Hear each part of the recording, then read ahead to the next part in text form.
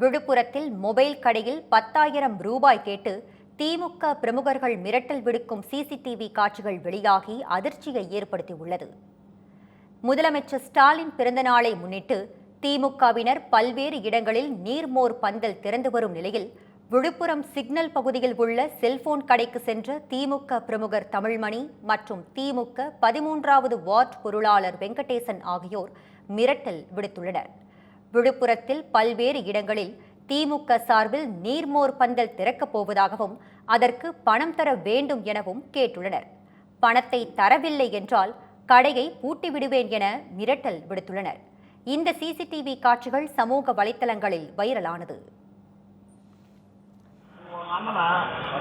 அப்பாவா நாளைக்கு ஃபங்க்ஷன், நாளைக்கு மாவட்டத்தில் வந்து வராது. எம்எல்ஏ சொல்றாரு, சொல்லு பணம் தரல கடையத்தை மூடுன்னு சொல்லு, 100 பூட்டு போடுன்னு சொல்லு. அவருன்னு சொன்னா சொல்லு, விளையாட்டு சொல்ல கடையத்தை மூடுன்னு சொல்லு, கடையத்தை மூடுன்னு சொல்லு, 100 பூட்டு போடுவோம். நான் புரியுதா? நாளைக்கு பணம் பத்தாயிரம் கடையத்தை மூடுன்னு சொல்லுவான். இது தொடர்பாக கடைக்காரர் அளித்த புகாரின் பேரில் திமுக பிரமுகர்கள் தமிழ்மணி, வெங்கடேசன் ஆகியோர் மீது போலீசார் வழக்கு பதிவு செய்துள்ளனர்.